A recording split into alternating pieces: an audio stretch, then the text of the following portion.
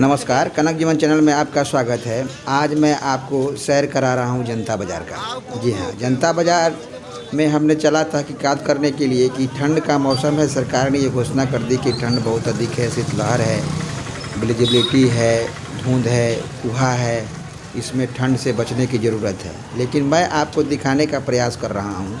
ये है जनता बाज़ार का सब्जी मंडी, होलसेल सब्जी मंडी।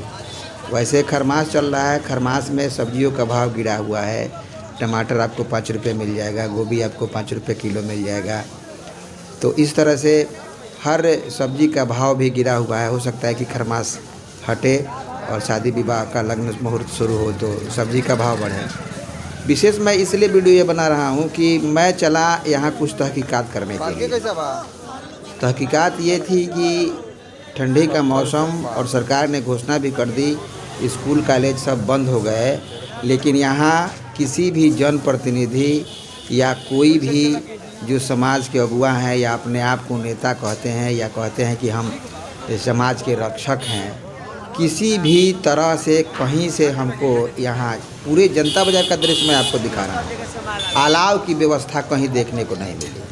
आप इस वीडियो में यह देख पा रहे हैं कि कितनी धुंध है, कितनी ठंड है। रोजी रोटी चलाने के लिए दूर दूर से व्यापारी यहाँ आ रहे हैं, अपने सामान की खरीदारी कर रहे हैं, जो बेच करके मुनाफा कमाएंगे और उनका परिवार चलेगा। तो इसमें किसी प्रकार से किसी जनप्रतिनिधि के द्वारा, चाहे वो जनप्रतिनिधि जीते हों चाहे वो हारे हों, मुखिया हो, समिति हो, जिला परिषद हो, जो भी जनप्रतिनिधि हैं, किसी के तरफ से कहीं भी अलाव की कोई व्यवस्था नहीं की गई है जिससे ठंड में बचा जा सके। तो मैं ये यहाँ बताना चाहता हूँ कि अगर यही चुनाव का माहौल होता, चुनाव का समय होता, तो मुझे लगता है कि डेगे डेग यानी हर जगह आपको अलाव की व्यवस्था दिखती। तो ये क्या माजरा है? आखिर समाज के अगुआ जो बने बैठे हैं वोट लेने के लिए, तरह तरह के प्रोपगंडे अपनाते हैं। आज जब समाज को अलाव की ज़रूरत है तो एक अलाव भी पूरे मार्केट में नहीं जल पाता है, जहां लोग अपनी रोजी रोटी चलाने के लिए सुबह से ही घर से निकल जाते हैं। जनप्रतिनिधि, जन यानी जनता का प्रतिनिधित्व करने वाले लोग जनप्रतिनिधि कहे जाते हैं। और जनता जाए चूल्हा भाड़ में। आज सर्दी का मौसम है, ठंड है, सरकार ने भी ऐलान कर दिया कि ठंडी से बचने की ज़रूरत है। फिर भी किसी प्रकार की जनप्रतिनिधियों की सक्रियता यहाँ दिखाई नहीं दे रही है। पूरे बाज़ार का भ्रमण हमने किया, वो दृश्य मैं आपको दिखा रहा हूँ। आपको कहाँ कहाँ अलाव मिले और किसने जलाया, ये भी दृश्य मैं आपको दिखाऊँगा ठंडी के मौसम में। तो ये चीज़ मैं यहाँ तहकीकात करने के लिए, तो ये कमोबेश जनता बाज़ार की स्थिति है। और बाज़ार की भी कमोबेश देखिए, यहाँ अपने से लोग कूड़ा करकट जला करके और आगे ताप रहे हैं, ठंडी को ख़त्म कर रहे हैं।